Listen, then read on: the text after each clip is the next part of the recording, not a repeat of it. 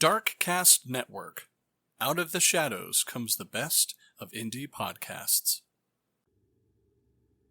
Anneliese Michel was a German woman who underwent 67 Catholic exorcism rites during her lifetime.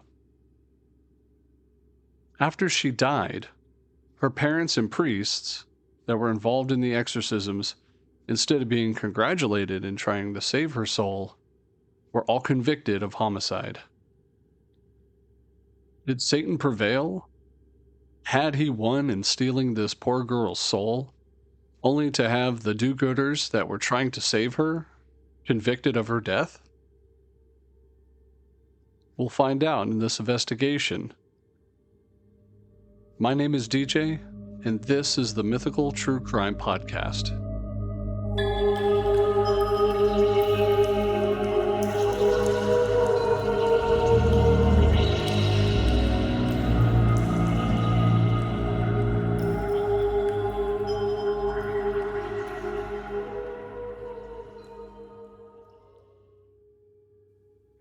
Born as Anna Elizabeth Michel on September 21st, 1952, in Bavaria, West Germany, to a Roman Catholic family, Michel was raised along with three sisters by her parents, Joseph and Anna. She was religious and attended Mass twice a week. When she was 16, she had experienced severe convulsions and was diagnosed with temporal lobe epilepsy. Shortly thereafter, she was diagnosed with depression and was treated by a psychiatric hospital. By the time she had been 20, she would have been intolerant to various religious objects and began to hear voices. Her condition worsened despite medication, and she became suicidal, also displaying other symptoms, for which she took medication as well. After taking psychiatric medications for 5 years and failing to improve her symptoms, Michel and her family became convinced that she was possessed by a demon. Before this, in 1973, Michel attended the University of Würzburg. Her classmates later described her as a withdrawn and very religious girl. In June 1970, before that, Michel had a third seizure in which the psychiatric hospital where she had been staying, she was prescribed anti-convulsion drugs for the first time, including dilatin, which would not alleviate the problem. She described seeing devil faces in various times of the day. That same month, she was prescribed Aolept, which is similar to chlorpromazine, which is used in treatment of various psychoses, which includes schizophrenia, disturbed behavior, and delusions. Moving to 1973, she began experiencing more depression, hallucinations while praying, and complaining about hearing voices telling her that she was damned and that she would rot in hell. Michel's treatment in the psychiatric hospital did not improve with her health, and her depression worsened.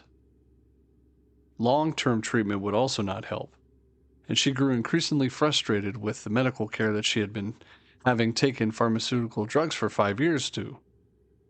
Michel became intolerant of Christian sacred practices, places, and objects, such as crucifixes. Michel had visited San Damiano, which the family friend who regularly organized Christian pilgrimages.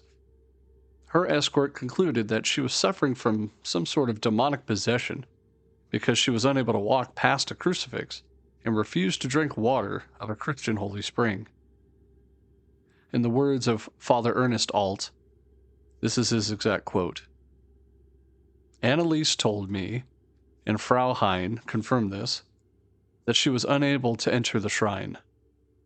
She approached it with great hesitation, then said that the soil burned like fire, and she simply could not stand it.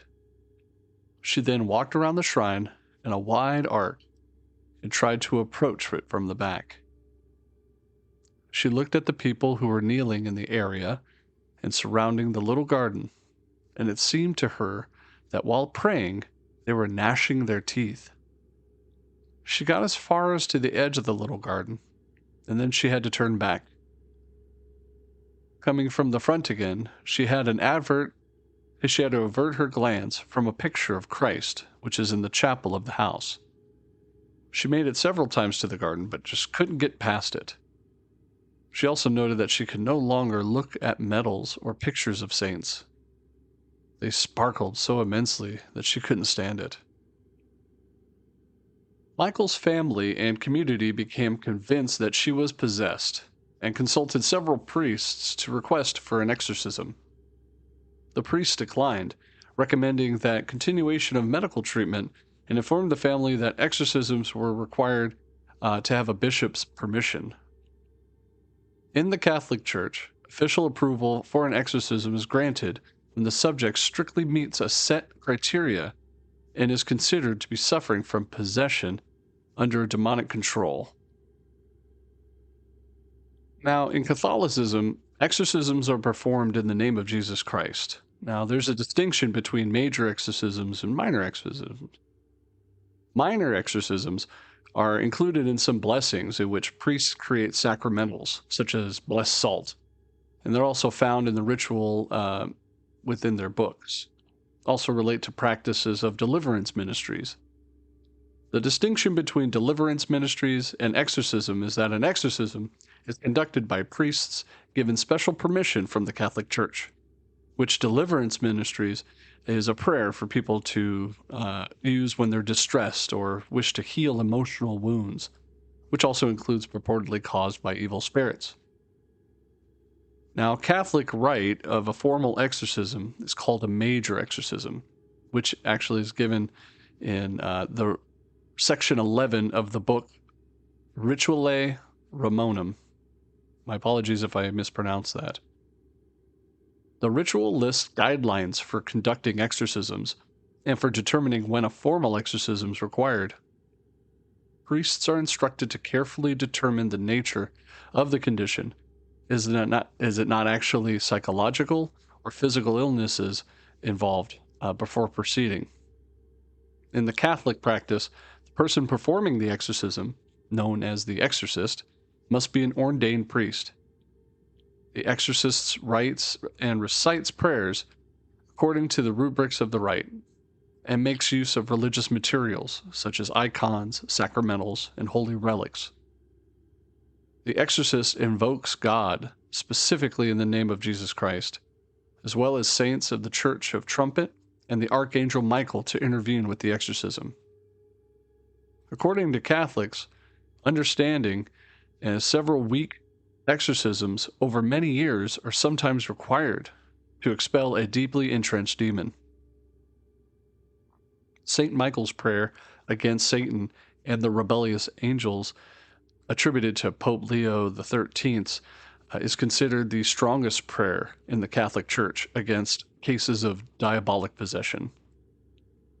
The Holy Rosary is also a divine tool used by exorcists and is an interaccessory power. Holy water is also a common aid for exorcisms, as it also belongs to the prayer of St. Michael. After this quick message, we'll be right back. Hello there, listeners. Whether you're new or you've been with me from the start, a great way to catch up and dive deeper into the world of mythical true crime is to check out my earlier shows. I've covered everything from Bigfoot to aliens and ghosts. Take a moment and browse through the past episodes, and don't forget to subscribe if you haven't already. Your support means everything to me.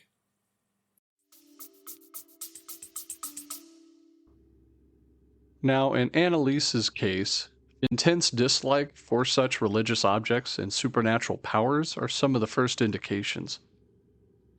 Michael worsened physically and displayed aggression, injuring herself, drinking her own urine, and eating insects. In November 1973, Michael began treatment with Tetragrel, an anti-seizure drug and mood stabilizer. She was prescribed antipsychotic drugs also during the course of the religious rites and consumed them frequently until some time before her death. Despite taking these neuroleptic medications, Michael's symptoms worsened, and she began growling, seeing demons, and throwing things. Now, Father Ernest Alt was the priest that declared that Michael just didn't look like an epileptic, and he didn't observe her experiencing any seizures. Alt believed that she was suffering from a demonic possession and urged the local bishop to allow an exorcism. In a letter to Alt in 1975, Michael wrote, quote, "I am nothing. Everything about me is vanity. What should I do? I have to improve. You pray for me. I want to suffer for other people, but this is so cruel." End quote. In 1975, September, Bishop Joseph Stengel granted Father Arnold Renz permission to perform the exorcism according to the Ritual Romanum, but ordered total secrecy. Renz performed the first session September 24th. Michael became increasingly speaking about dying to atone for the wayward youth of the day and to apostate priests from the modern church. Her parents stopped consulting doctors at her request and relied solely on the exorcism rites. A total of 67 exorcism sessions were completed, 1 or 2 each week, lasting up to 4 hours per. Each were performed over approximately 10 months from 1975 to 1978. During this time, and towards the end, Michael would begin to refuse food. On July 1st, 1976, Anna Elizabeth Michael died in her home. The autopsy report stated that her cause of death was malnutrition and dehydration, resulting from almost a year in a state of near starvation while the rites of exorcism were performed. She weighed 66 pounds, or 30 kilograms, suffered broken knees from continual genuflections, and was unable to move without assistance, and was reported to having contracted pneumonia. After the autopsy and investigation that ensued, the state prosecutor maintained that Michael's death could have been prevented as late as 1 week before she died. In 1976, the state charged Michael's parents and priest Ernest Alt and Arnold Renz with negligent homicide. The parents were defended by famed Nuremberg trials defense attorney Erich Schmidt Lechner, and the priest's defense counsel was paid for by the church. The state recommended that none of the involved parties be jailed. Instead, the recommended sentence for the priests was a fine, while the prosecution concluded that the parents should be exempted from punishment as they had, quote, suffered enough, a mitigating legal factor in German penal law. The trial began March 30th, 1978, in the district court and drew intense interest. Doctors testified that Michael was not possessed, stating that the manifestations of the demonic possessions were that of psychological effects on the strict religious upbringing that, as well as her epilepsy. Dr. Richard Roth, who Alt had consulted for medical help, allegedly told Michael that during the exorcisms there was, quote, no injection against the devil, Anneliese.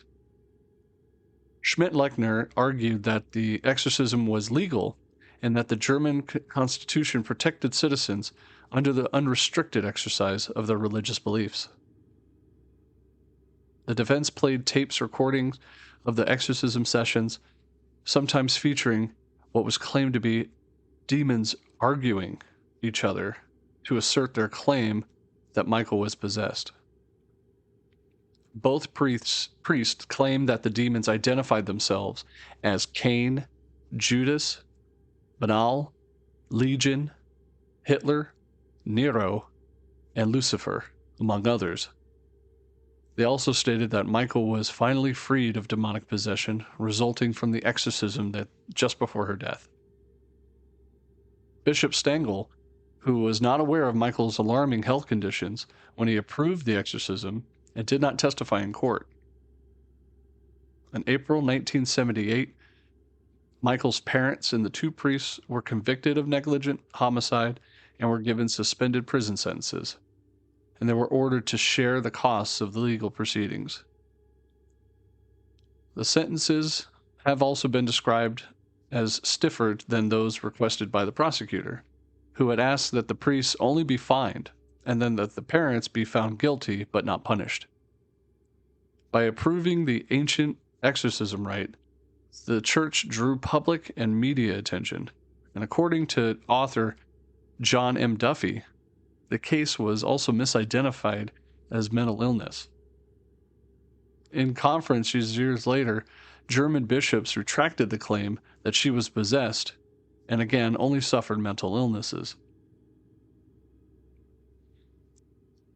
Now, when someone becomes ill, pastors, exorcism practitioners visit the sick person's home, especially in rural areas and communities. Then, with the help of others who believe in the faith of healing, strive to heal them without the use of drugs or anything else. Sometimes the exorcist party gets in the way of local authorities or public health officials trying to heal a sick person. Sometimes they don't even ask the sick's consent. A child or a person who can't respond consciously to them and continue the process. This has not gone on well, and critics from scientists, health officials, and the general public have expressed their fears and dislikes for why this should be halted, since the sick individual often dies when they could have been spared if he or she was put in a common health system. Now, after the trial, the Michels asked that authorities if they could have permission to exhume the remains of their daughter, because at the time she had been buried in undue hurry in a cheap coffin. They wanted to rectify that. Almost 2 years after the burial, February 25th, 1978, her remains were replaced in a new oak coffin lined with tin. The official reports state that the body bore signs of consistent with deteriorations of a corpse at that age. The family and the priests were discouraged from viewing Michel's remains. Father Renz later stated that he had been prevented from entering the mortuary entirely. Michel's gravesite remains a pilgrimage site till this day. The number of officially sanctioned exorcisms decreased in Germany following the ordeal, despite Pope Benedict XVI's support for wider use of the practice, as compared to that of his predecessor, Pope John Paul II, who, in 1999, tightened the rules to permit only rare cases for the use of exorcisms. On June 6, 2013, a fire engulfed the house where Michel had lived. Although the local police determined it was a case of arson, some locals attributed the fire to the exorcism case. Now, if this case seems familiar to anyone, it should. In very recent pop culture, we've had 3 films dedicated to, or at least related to, Anneliese Michel's death. The Exorcism of Emily Rose, which focuses both on the court case and the exorcism, Requiem, and the film Anneliese, The Exorcist Tapes, are all again loosely based on Michel's story. There's also an album from the post-punk band Public Image Limited called First Issue, which contains a song called Anneliese, which is based on the case. And now some words for my affiliates. Flaviar is a band of spirit enthusiasts inspired by culture, rich history, and the art of distillation. They forge the world and spirits for the finest, rarest, and most unique expressions out there, and pack it all in a 21st century members club. You are what you drink. Diversity and quality matters. and all that should most certainly be enjoyed with style and in good company. Times have changed since the dark era of the 1920s Prohibition, when the sale and consumption of alcoholic beverages was outlawed. Now there are over 15,000 different spirits on the market, and each year, hundreds of crafted distilleries open their doors. While not outlawed, 99% of these drinks are just as unreachable as they were 90 years ago. Most bars and liquor stores carry around 10 to 50 bottles on average, with Jack and Johnny always in the forefront of the show. We believe everyone deserves a place in the spotlight, and we fight for equal opportunity for producers to reach individuals like you. We, ladies and gents, lead the speakeasy movement into the modern day. By following the affiliate link below, not only will you be helping the show out monetarily, but you can give Flaviar a shot and see if you like the brand. Again, it helps me monetarily, but it also gives you a deal as well. Today's a great day to start your own podcast. Whether you're looking for a new marketing channel, have a message you want to share with the world, or just think it would be fun to have your own talk show, podcasts are easy, inexpensive, and a fun way to expand your reach online. With Buzzsprout, let's get your podcast launched. Buzzsprout is hands down the easiest and best way to launch, promote, and track your own podcast. Your show can be online and listed in all major podcast directories, like Apple Podcasts, Spotify, and Google Podcasts, within minutes of finishing your recording. Podcasting isn't as hard when you have the right partners, and the team at Buzzsprout is passionate about helping you succeed.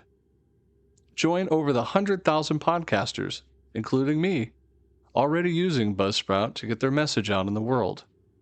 Let's create something great together.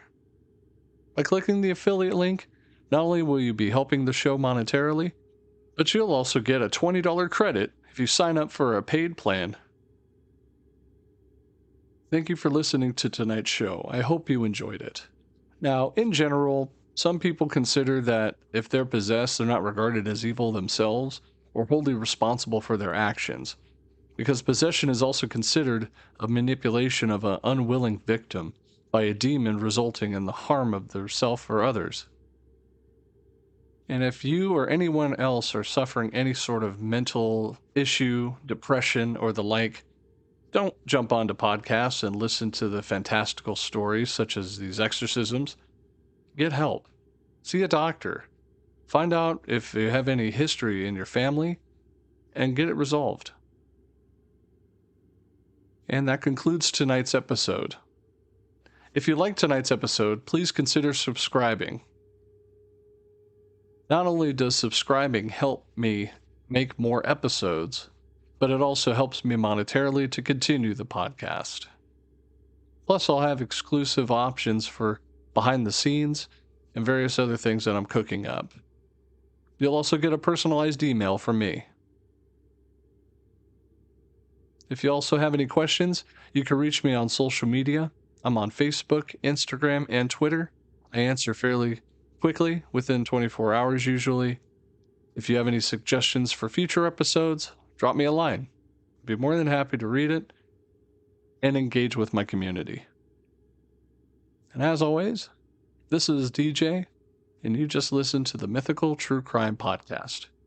Good night. And that concludes another captivating episode, delving into the world of mythical true crime. I appreciate you joining me tonight as we listen to the facts from these true crime tales. Stay tuned for our next episode, where we'll uncover even more mysteries. Until then, thank you for listening to tonight's episode. Good night.